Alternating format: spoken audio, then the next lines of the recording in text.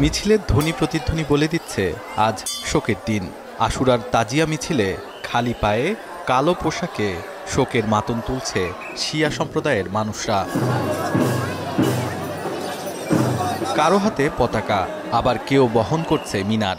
আছে ইমাম হুসাইনের প্রতীকী কফিন।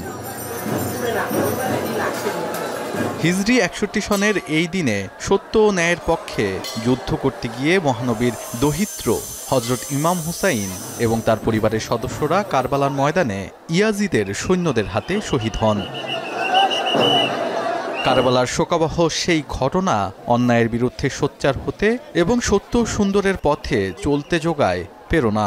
যে ইমাম হোসেন শাহাদত করা হয়েছে, ওনার স্মৃতির হিসাবে এগুলি বহন করা হচ্ছে। ইমাম হোসেনকে ভালোবাসি, তার জন্য আসছি।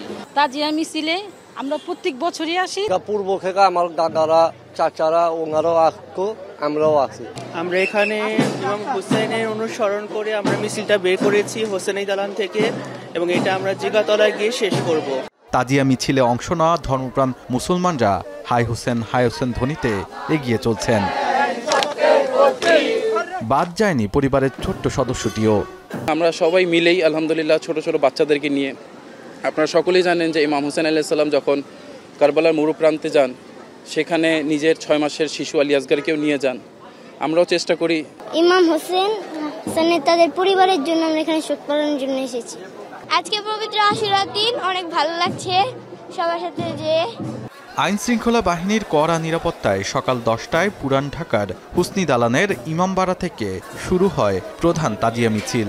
পবিত্র আশুরা মানে হলো অন্যায়ের বিরুদ্ধে মাথা নত না করা, সত্যকে প্রতিষ্ঠা করা।